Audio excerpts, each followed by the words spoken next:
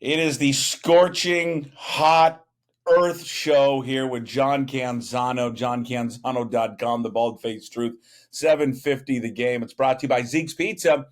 Visit Zeke's Pizza today for the best selection of local and Northwest craft beers. You need about 100 ice-cold beers to get you over the heat that is hitting the Pacific Northwest. You see behind me, it's Puck Sports Studios. It's built by Limbach Lumber, family owned and serving the Northwest since 1930.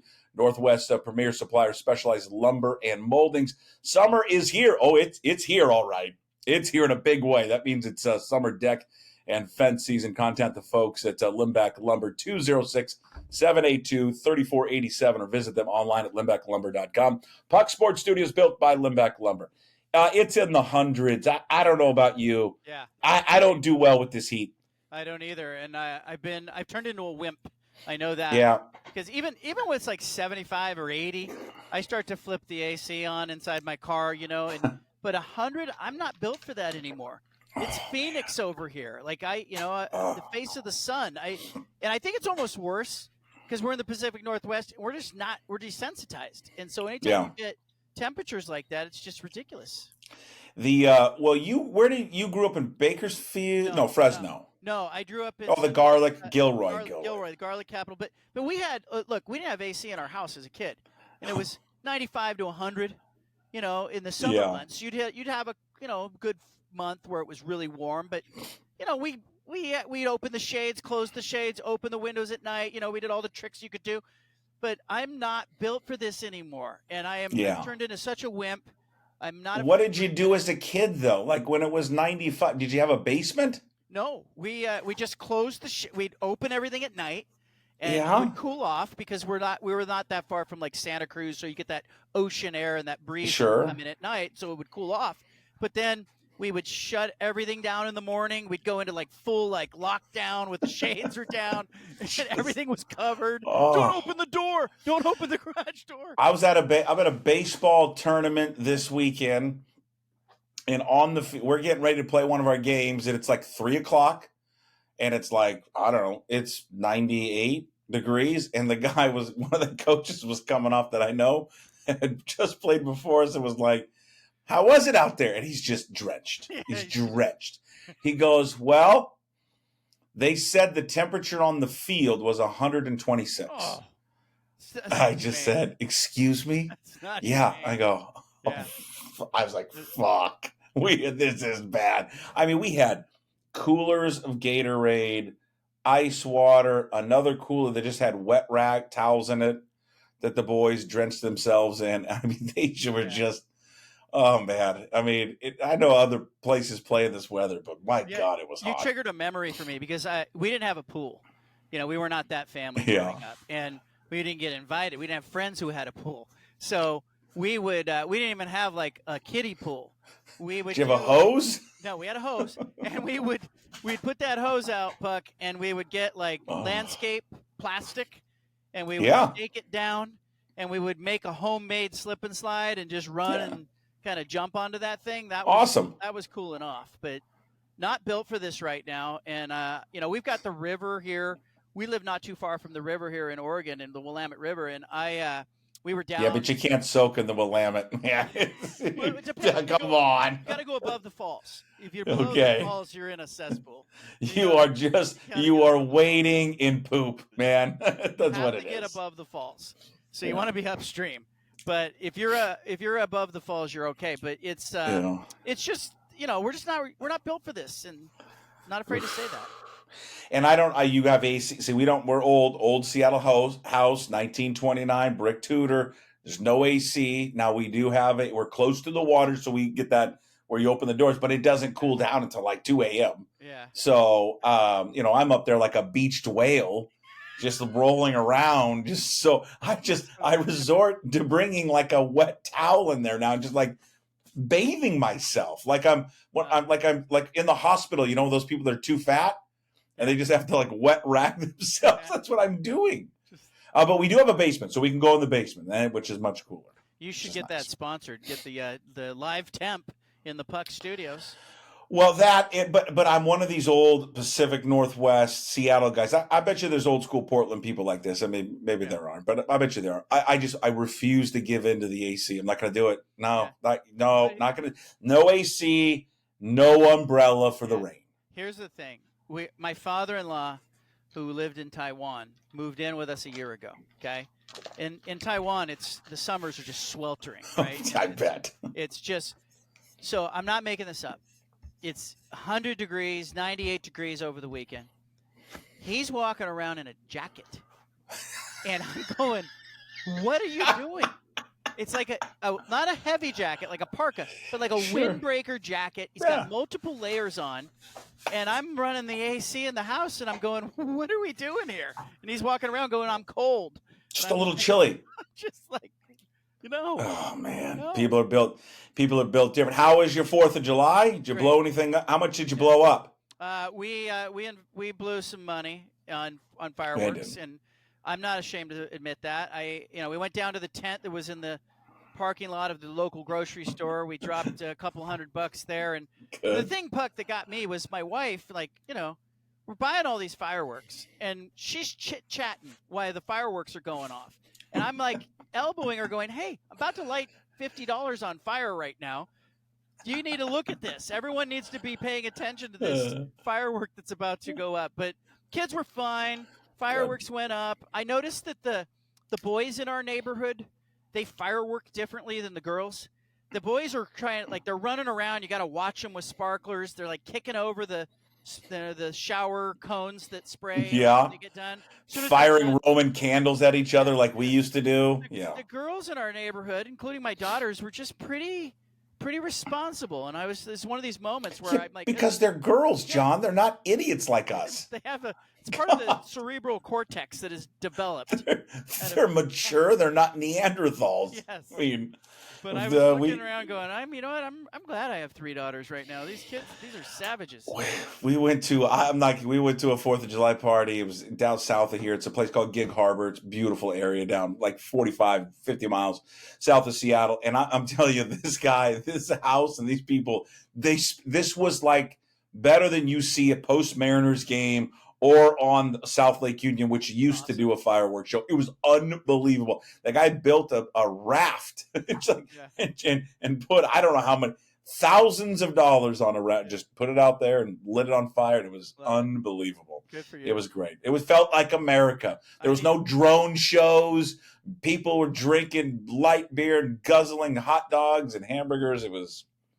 It's how our forefathers wanted us to celebrate independence. I need an invitation to those parties. Those are the ones I get to. So, if you could, how about this segue? God, this is so great. Sports talk radio, like old school. If you could blow up anything in sports, what would you blow up? I know what I would blow up. I would, the whole LeBron, Bronny James storyline, but you can go first. We can get that later. Portland has 2 NBA arenas that are almost side by side.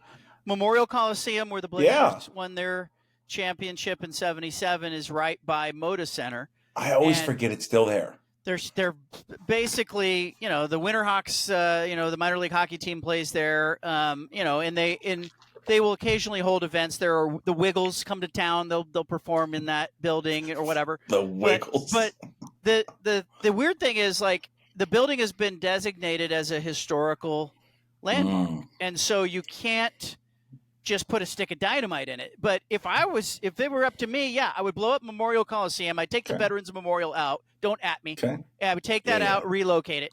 But blow up that building. Haven't we celebrated the veterans enough? Get rid of that building and put a major league ballpark. Adjacent to Moda Center. Yes, let's go. And have a rivalry with the Mariners. Oh, that'd be great. Blow that thing up. I'd love to see it. Great. I mean, we've talked about it before on the show. There's a great baseball history down there in the state and in that city. I'd love to see it. I'd love to see it. I mean, when I worked down there years and years and years ago, that was, I think the first time where the Expos, right? Before they went back to Washington, there was they used talk of them going there.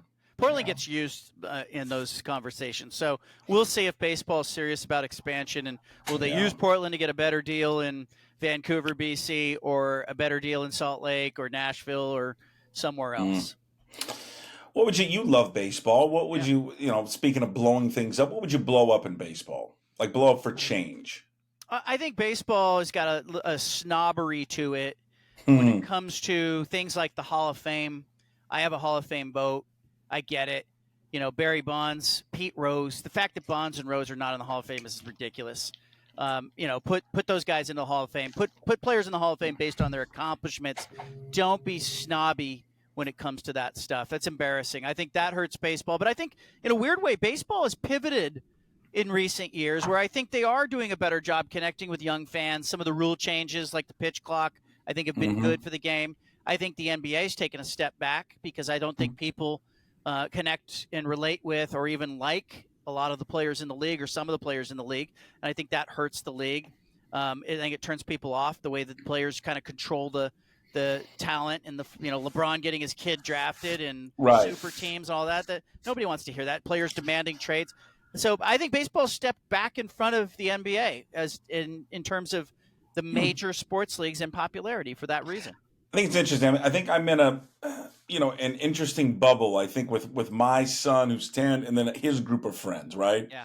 Because they play all the sports, but they're baseball boys, and so they talk about it all the time, and the players and who won and who lost, and oh my God, did you see James Wood, who's the new kid that was brought up to the Nationals? So because I hear this all the time. Oh, it's a dying sport. Kids don't like it anymore. They don't play, and I'm like, I go, it's just not my reality. Not my reality. Yeah. I see all these kids playing, and I'm amazed. I tell you, I was at this tournament where you see different age levels.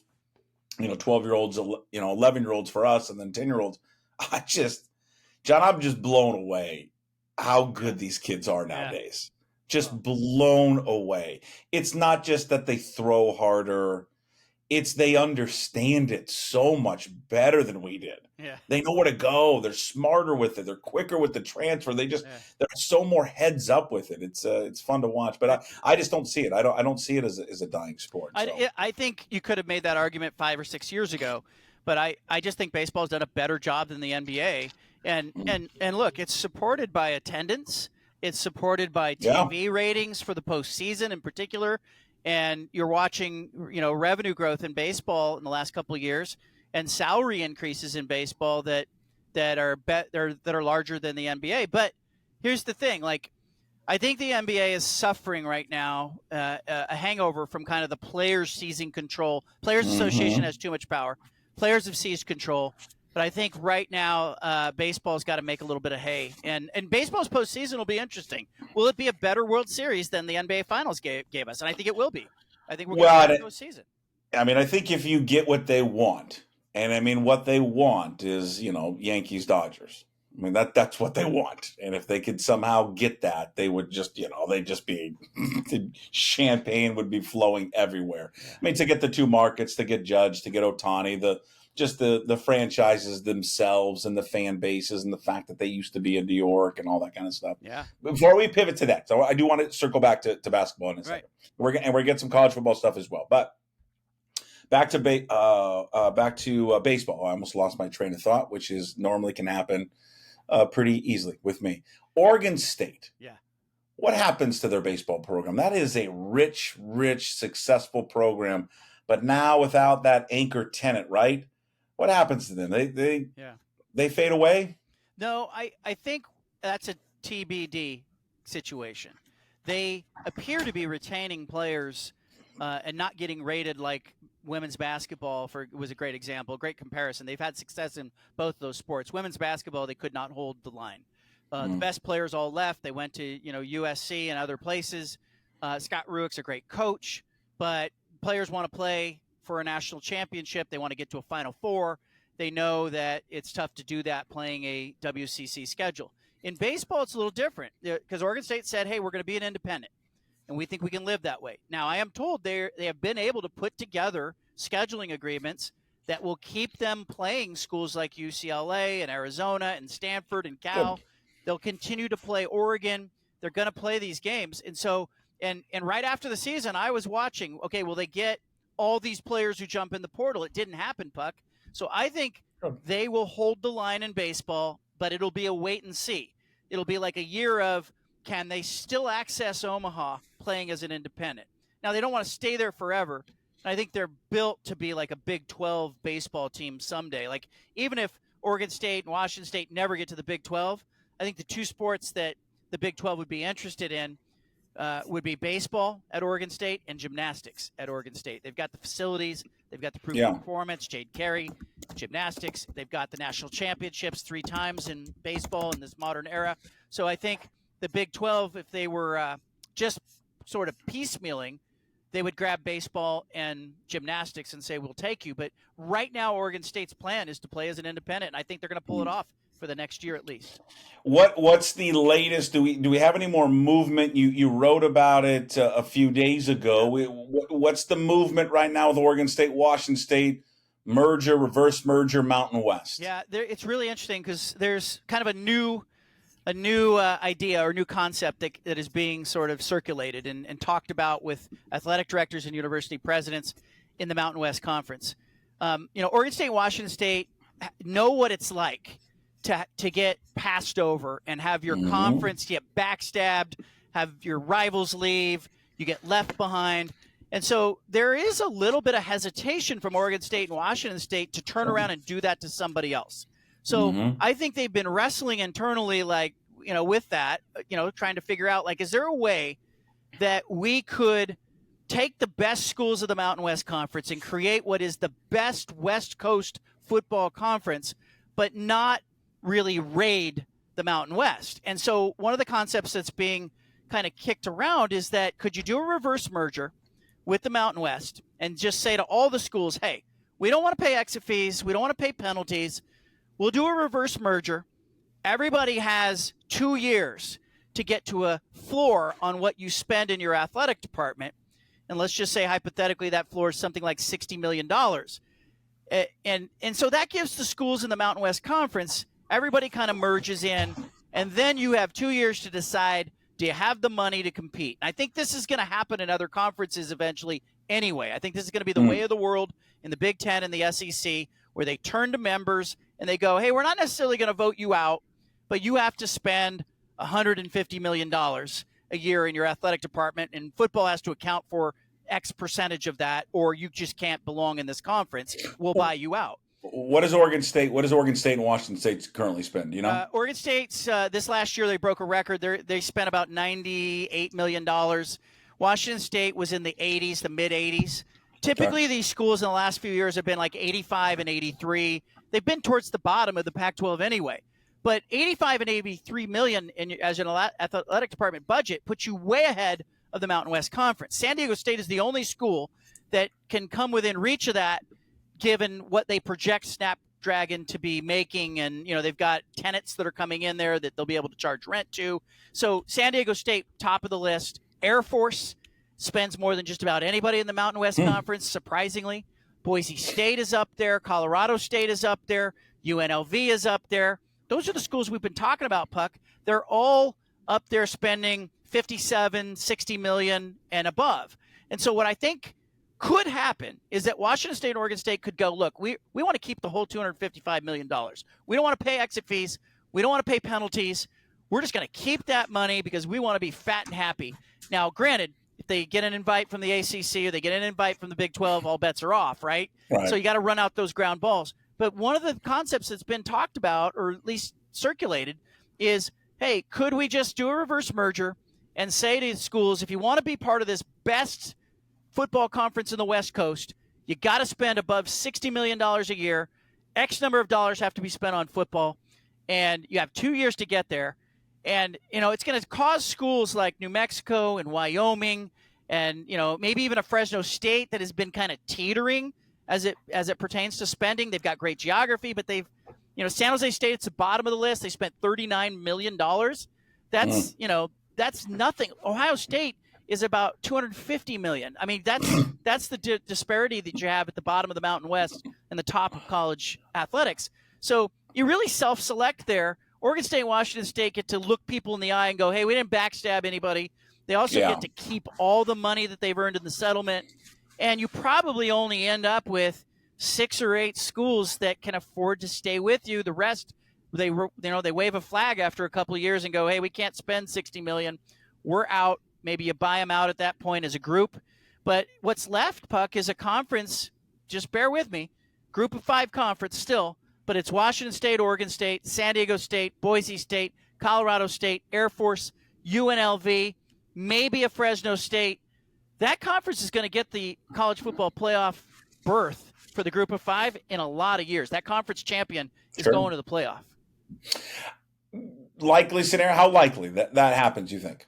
I think it's one of 3 or 4 scenarios that are out there that are floating around. The others include just turning and going, hey, we're going to pick the best 5 or 6. The question becomes, will you get support?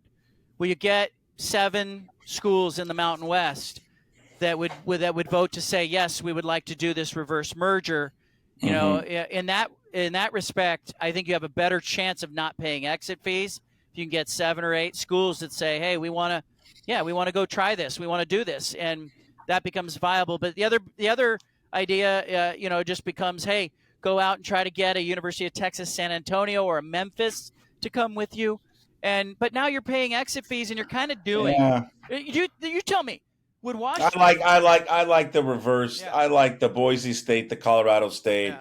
I'd love a way for Fresno State to be in it. Fresno State's been, maybe they don't spend enough, but they've been a long, good football program and athletic program as well, but especially football. I like that way better. Yeah, and I think that is kind of the Mendoza line.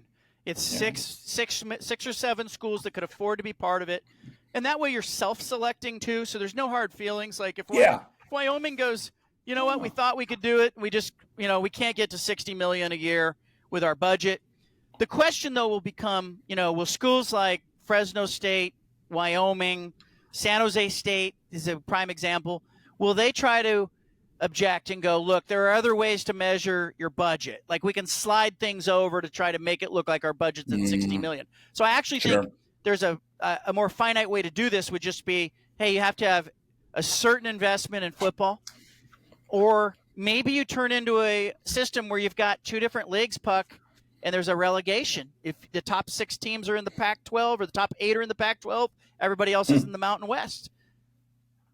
Sure. I love that, man. I love the idea of relegation. Yep. It is one of I think the things that would be so great here in American sports. I would love it. It's hard to do. We just don't have the plethora of the small towns and the leagues and all that and the history of it. But I love that idea. There's a deputy AD at Boise State named Michael Walsh. Really smart guy. He was an intern of mine years ago when he was in college, and I've known him since he was in high school. He's a Portland kid. But he has floated a relegation model and run it by TV executives and showed it to, other people in college athletics. But is this the gateway? Could the Mountain West and the Pac-12 put their heads together and go, look, top 8 are in the Pac-12, but if you're not in the top 8, you're in the Mountain West, and it goes year to year. Keep an eye on something like that. Okay. When do you and Wilner do your podcast again? We got one coming up, just came out about Pac-12 and Big 12 and SEC and Big 10 Media Day. Just posted. Okay, that just posted up. Did you talk, did his Mount Rushmore piece come out after that? Are you gonna do a separate podcast on his Mount Rushmore? We'll do a separate on that one. Yeah. Because I got some questions for him. I got some questions that I think you need to ask him. All right? All right, fire him my way. Okay, let's go to Oregon State. Okay. The head coach, that has to be Mike Riley. Yeah, I would say Riley. Come on. Most people would say Riley, although Dennis Erickson getting to a Fiesta Bowl. But he picked Tommy Prothro? No. I thought he picked. No, but didn't? I'm saying he's wrong. Mike. Yeah, exactly. Mike Riley, come on. Or Dennis Erickson. We're talking about. It's a different college football. This is a different kind of college football. This is, Dennis Erickson put Oregon State on the map by beating Notre Dame in that Fiesta Bowl. Mike Riley, he had a 3-year stretch where he won 29 games. He went 10 wins, 9 wins. Nobody's done that. Jonathan Smith probably could have stuck around and matched that, but I would put Mike Riley up on top, Dennis Erickson looking over his shoulder. Yeah, I don't know if there was one more. Oregon. Let me ask about Oregon. Yeah. I mean, that's a tough call. Rich Brooks, Bellotti, or Chip Kelly. Chip accelerated like none other. Like Yeah. there was a foundational time with Rich Brooks, and Mike Bellotti elevated the program from Rich Brooks. But let's be real about what that elevation was about. Phil Knight was in a fight with the University of Oregon during the Bellotti era. Mike Bellotti was going to leave and go to Ohio State. Phil Knight was going to leave and back him at Ohio State. Would have been a whole different story with Oregon football. Knight had Really? That was a true story? There was a issue. Wow. I sat in Bellotti's office, and Bellotti told me Phil Knight had one foot out the door. Bellotti was talking to Ohio State about taking that job, and basically had a conversation with Phil Knight in which he said, if you stay on board, I will stay at Oregon and stay on board. And Phil Knight, who had a big fight with the administration at the University of Oregon over the Workers' Rights Consortium and work conditions in the sweatshops in Asia, suddenly, that got smoothed over, and Phil Knight stayed in the fold, and that allowed Mike Bellotti to get to a Holiday Bowl and sort of exit. But Chip Kelly took what Rich Brooks and Mike Bellotti built, and he put it on steroids. I mean, it was Oregon football became household. It became kids in Mississippi and Florida were playing, college football video game, and they wanted to be the Ducks all of a sudden. But that happened because of Chip Kelly and that offense. It was the right guy, the right time, the right uniforms, the right facilities. They had Phil Knight in the fold. It just it spiked. Yeah, and he acknowledged it. I would have put Kenny Wheaton on there. I mean, he's not the most recognized, and there's great players on there, but he has the most signature play in the history of the school. It is. You can talk Heisman, you can talk Mariota and Heisman, all you want, but it's Kenny Wheaton's going to score that they play before every game, and it ignites the crowd. His Washington one I thought was good. Etman, McElhaney, Redmond, Penix. I guess the only thing with Penix for me was it was 1 year. Yeah. But it was an unbelievable year. Yeah. It was record breaking and it was phenomenal and all of that. But I don't know, maybe I would say I thought the longevity because he was here, I would have leaned to Tuiasosopo over him, but I mean, I don't know. I think moving forward, that's going to be less of an issue. I think a decade from now, it's not going to be unusual for a player to have come in for 1 year and been a star. And I think part of the issue that people would have with Penix is that this is all new to us, and we're still not comfortable just seeing a guy kind of parachute in and have a great season. But I think it's going to become the norm. We're going to see it with Dylan Gabriel at Oregon this year. And, I think you're going to see it, across college football with guys bouncing around.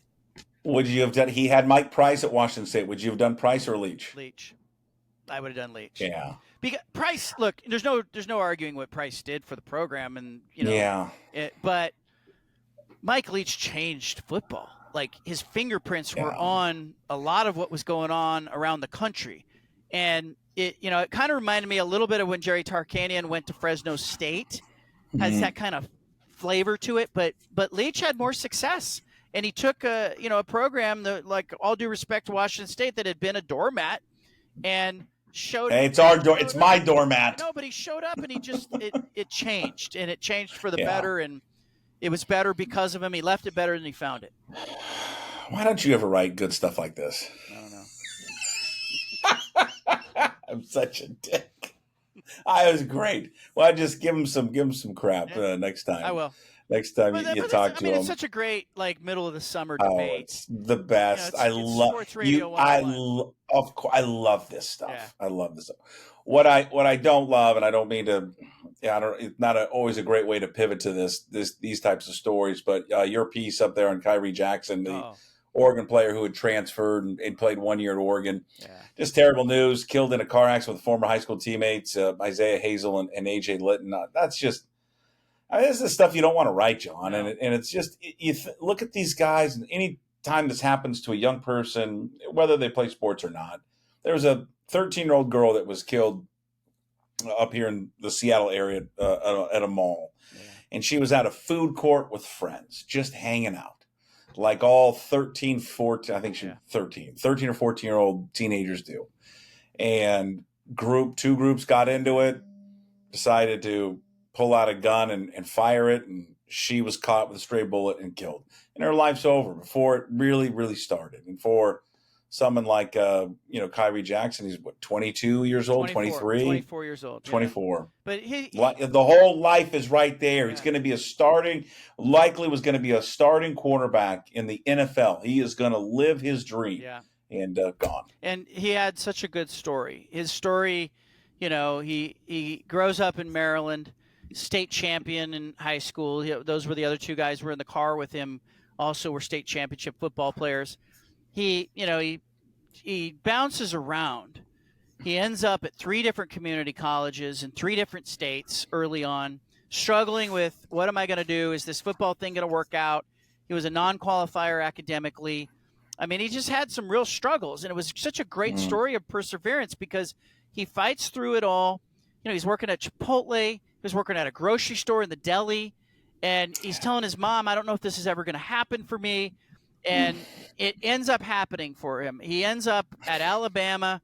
He plays 2 years at Alabama. He's not really a star, but then he transfers to Oregon where he knows he's going to get a chance to play in that last year. Dan Lanning knows him. And, he comes in and he has a great season. The Vikings pick him in the 4th round. This is a win. This was going to be a great story in Minnesota, a great story in the NFL. Hey, next time you're in Chipotle, look over. That guy could play in the NFL one day. And he's, in a car with 2 friends. There's a silver Infiniti that comes out of nowhere that veers towards them. It hits them. They hit another car. They end up off the road, all 3 players killed. The wreckage of the accident, I had a picture of it in the piece, and I was really struggling with the word to describe the wreckage. It was, I want to say devastating. That's the word I used, but when you look at the car, you just go, there's no one that could survive in that car. And they're 24 years old, and, people who drive drunk, the other driver, alcohol may be involved, please say. Drunk drivers suck. And it's just, it's such a tragedy. And I feel for his mom. And then I started thinking, this happens every summer. I write one of these columns every summer. It's on, 2 years ago with Spencer Webb at Oregon. The Utah football program has had 2 players in a 9-month period that both guns were involved with both of those incidents. I mean, you don't have to look very far to see tragedy, and it's just such a sad story. And you're right, he was right there. He'd been to minicamp. Kid was always smiling. Just feel for his family and his teammates, and his team will pick up and they'll pull together and they'll go on. I hate that they have to. Yeah, it just I hate to see it. I just hate to see it with people, the young people like that are so close to fulfilling their lifelong dream that they work so unbelievably hard to achieve. Just the days and the nights and the lonely nights and the not going here, not going there, the sacrifices they have to make and their families have to make, and then it's all over in a snap of a finger. Go read the piece that John wrote up there at johncanzano.com. I want to look forward, if we can pivot to another story in the NBA. We touched on it earlier. I need to get your thoughts written down about this Bronny James and LeBron story. To me, and I'm not trying to be, over the top with this, but it is one of the more disgusting stories in sports. And I know I'm overreacting to it, and I know I probably am. But I just think I sat up there and watched the press conference and I feel for Bronny James. I really do. I almost feel bad. I feel bad for him, where he's up there and he's got all these expectations on him. I mean, he's LeBron's kid, goes to USC. He has the heart issues, and that's very serious. Comes back, though, you could watch him. You could tell watching that kid play for 5 minutes, well, he's a nice player. I mean, he hustles, but there's not much else he does. He had no business being selected in the draft, 0 business. And then he certainly had no business receiving a full guaranteed contract, which gives him an automatic spot on the team. And then what I found, just the most disturbing thing about it, that really bothered me, because it bothered me because I know there's a guy on that team trying to make it. Yeah. Okay, whose last name isn't James. And when I hear Bronny and I hear Redick and I hear Rob Pelinka, the GM, go up and say, he's earned his way. Yeah. He's earned his way on this team. He didn't earn anything. There's nothing that if you wanted him to earn his way on the team, okay, you want to draft him, then let him earn it. You don't give him a guaranteed contract, which assures him a spot on the team. I don't know. I've done the long rant by me. What do you make of the Bronny LeBron story? Well, for a while, I think people held back taking shots at Bronny because they said it's not his fault that he's LeBron James' son. It's not his. I heard that over and over when he was named a McDonald's All-American, and he didn't deserve to be a McDonald's All-American. He would not have been a McDonald's All-American if he weren't LeBron James Jr., Bronny James. So, Right. but people held back and said that's not his fault. That's not his fault. He's now entered the world of professional athleticism where he is a grown-up. He is an adult. He is a professional and being paid well to do what he's doing. So now the gloves are off and the criticism's out there. And so I understand why people now are starting that weren't speaking up before. Because I used to, talk to people about it and they say, well, it's not his fault. I don't want to bag on the kid, but USC probably doesn't offer a scholarship to him if he's not Bronny James or he's not a McDonald's All-American if he's not Bronny James. But the gloves are off now. And so I think you're hearing some of that criticism. But the other thing that's out there on full display, it's the ugliness of youth sports. It's the worst part of youth sports, club sports, where it's parental influence. It's hey, you didn't deserve this. It's not just. We watch that play out in club sports and youth sports all the time. But now we're seeing it on a professional level with the lights on it. And I think that's particularly inciting for people who are fed up with seeing that kind of bull in the youth sports realm, because it really is. It's a parent, LeBron James, who is gaming the system for his kid. And we have seen this over and over again. Instead of allowing your kid to struggle and fight and battle and show some mettle and persevere and build confidence, what's he doing? He's clearing the way for his kid. He's got him on an NBA roster. We all know he doesn't belong there. You can have the nepotism debate all you want, and I agree, there's nepotism everywhere. But I still don't think it's right. I think it's a real disservice to Bronny, and I don't think it ends well. See, that's what offended me, too, when ESPN went down that road, because they didn't want to anger LeBron's camp. Right? And it's nepotism is the Adrian Wojnarowski was like, don't tell me about nepotism. It's it's all over the NBA and coaching and the front office. But the players, that's the last line of merit. Yeah. You've got to earn it. Yeah. That's it. It's who is better than the next guy. It's not that you don't do that in the front office or in coaching, but the players that's that sacred arena where the best players get to play and they get to make it. And I just think it's such I get LeBron. I understand what he wants to do. 100%. I think every dad in his position would want to do that. I remember seeing interviews years and years ago with him, and he's a huge sports fan. And he talked about watching the Griffeys play together and how cool that was. He's from the Ohio area, so he's got a connection to the Griffeys because they obviously with the Reds. He's talked a lot about that. So I think him seeing old video of watching, junior and senior hit back-to-back home runs or back-to-back hits or playing in the outfield and all that, and I think that excites him. The difference when the Mariners did it was the Mariners are terrible. They needed something like good PR. And it was reversed because Griffey was the number one player in the country, top overall draft pick. He's a superstar. And then his senior was a damn good baseball player. Yeah. Big red machine and all that.